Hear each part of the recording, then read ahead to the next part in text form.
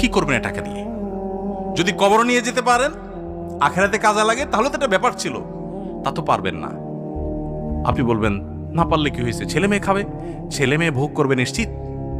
বহু মানুষ সম্পদ রেখে চলে গেছে, তার ছেলেমেয়েরা ভোগ করতে পারে নাই, হাতে বুতে অন্য মানুষ খেয়ে ফেলছে, আছে না নাই? সবচেয়ে বড় হতভাগাকে জানেন?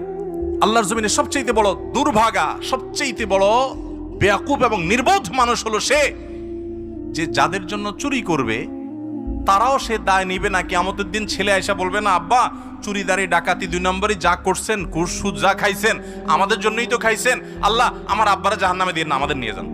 বলবে না ভাই, কোরআন বলেছে ইয়াউমা ইয়াফিরুল মারউ মিন আখিহি ওয়া উম্মিহি ওয়া আবিহি ওয়া সাহিবাতিহি ওয়া বানি। সন্তান বাপকে দেখে মাকে দেখে পালাবে, যে না জানি আজকে কোনো কিছুর জন্য ধরে। সবাই ইয়া নাফসি করবে। যাদের জন্য চুরি করবেন ওরাও দায় নিবে না, আপনার মতো